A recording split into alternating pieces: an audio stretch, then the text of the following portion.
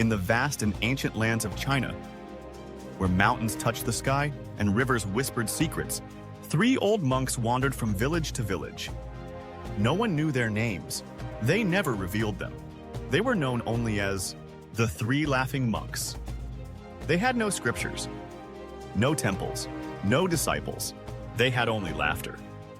Everywhere they went, they stood in the town square and began laughing, loud, free, and uncontrollable.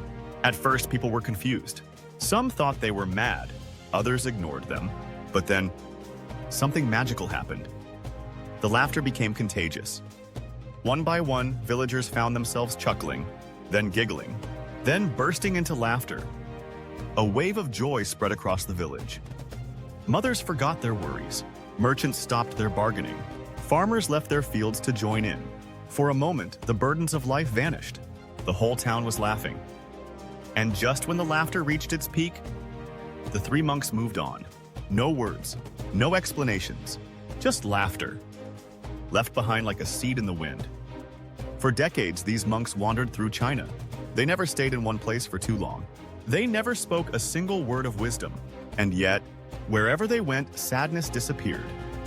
People who hadn't smiled in years suddenly felt light. Tensions between neighbors melted away.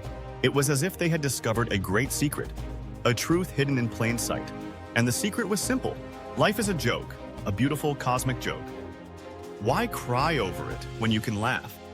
One day, the monks arrived at a small village in the northern province. As always, they stood in the village square and began their ritual of laughter. But then, something unexpected happened. One of the monks collapsed. His breath slowed, and before anyone could react, he was gone. The villagers were shocked. A hush fell over the town.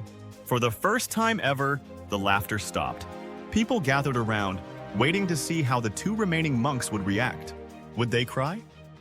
Would they finally speak? Would they show sorrow like everyone else? But to their amazement, the 2 monks looked at their fallen friend. And then they laughed. Not just a chuckle, not just a smile, but deep, roaring, uncontrollable laughter.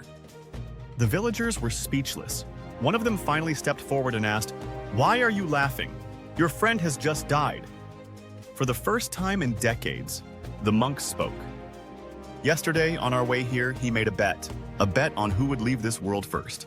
And look, that old rogue won. The monks laughed again, louder than before. But that wasn't all. Before his passing, the monk had left a testament.